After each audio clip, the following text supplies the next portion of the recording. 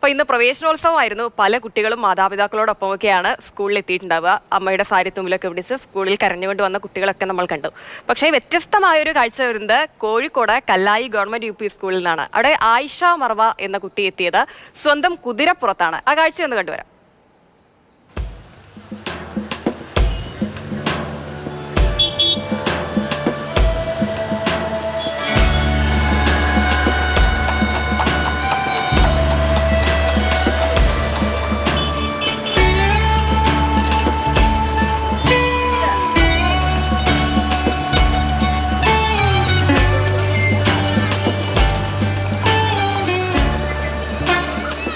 സംസ്ഥാനത്തെ സ്കൂളുകളിൽ ഇന്ന് പ്രവേശനോത്സവമായിരുന്നു. 2 മാസത്തെ അവധിക്ക് ശേഷം എല്ലാ കുരുന്നുകളും സ്കൂളിലെത്തി.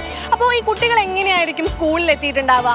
ഒന്നില്ലെങ്കിൽ അച്ഛനോടും അമ്മയോടൊപ്പം നടന്ന്, അല്ലെങ്കിൽ അവരുടെ വാഹനത്തിലായിരിക്കും. പക്ഷേ കല്ലായി ഗവൺമെന്റ് UP സ്കൂളിലെ ആയിഷ മർവ ഇന്ന് കുതിരപ്പുറത്താണ് സ്കൂളിലെത്തിയത്.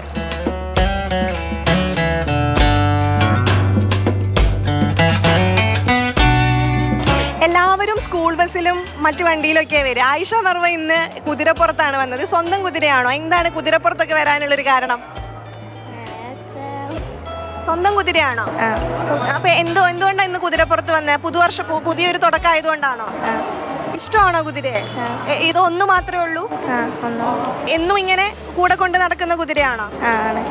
ഇപ്പൊ ഒരു കാര്യം പറഞ്ഞു, റേസിലൊക്കെ ഫസ്റ്റ് നേടിയുന്ന കുതിരയല്ലേ, അത് ശരിയാണോ? എന്തായിരുന്നു റേസ്? എന്തായിരുന്നു? സൗത്ത് ഇന്ത്യ ഫസ്റ്റ് റേസ്, വയനാട്ടിലുള്ള ഫസ്റ്റ് റേസ്. 60 കുതിര നിലയിൽ 14 സ്ഥാനത്തും.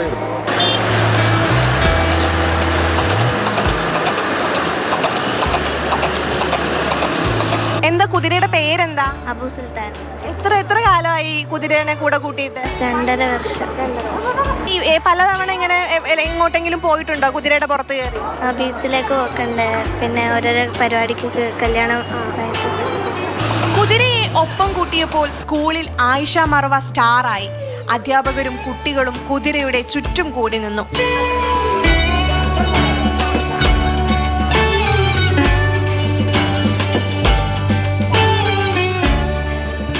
നിങ്ങൾക്ക് ഇഷ്ടമായോ കുതിരയെ? പേടിയുണ്ടോ? ചെറിയൊരു പേടി.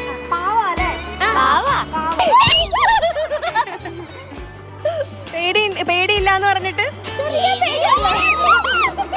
കേറണോന്ന് ആഗ്രഹമുണ്ടോ? നമ്മൾ ഈ പുസ്തകത്തിലൊക്കെ എന്താ കുതിരയെ പറ്റി പഠിച്ചിട്ടുള്ളേ? കുതിരനെ പറ്റിട്ട് അത് മാത്രമേ പഠിച്ചിട്ടുള്ളൂ അല്ലേ? ആയിഷ മർവയുടെ പിതാവാണ് 3 കൊല്ലം മുൻപ് കുതിരയെ സമ്മാനമായി നൽകുന്നത്. ഇഷ്ടം കുതിര ഇഷ്ടമുണ്ടായിരുന്നു. അപ്പോൾ കുതിരനെ വാങ്ങി പഠിപ്പിച്ച് ഞാനൊരു 14 വർഷം ദുബായിൽ ജോലി ചെയ്താണ് കുതിരൻ്റെ ഫീൽഡിലെ. ട്രാഫിക് ഒക്കെ ഇതല്ലേ, അപ്പൊ അങ്ങനെ പേടിയുണ്ടോ? അവൾക്ക് പേടിയില്ല, ആൾക്ക് നല്ല കൺട്രോൾ ചെയ്ത് കൊണ്ടുപോകും. നല്ല അനുസരണയുള്ള കുതിര. നല്ല അനുസരണം. ഇത് രാജസ്ഥാൻ കുതിരാണ്, പക്ഷെ നമ്മൾ വാങ്ങിയത് മാവൂരാണ് സ്ഥലത്ത്. എത്ര വയസ്സുള്ളപ്പോഴാണ് കൊണ്ടുവരുന്നത്? നമ്മളൊരു 7 വയസ്സിനുള്ള കൊണ്ടുവരുന്നത്.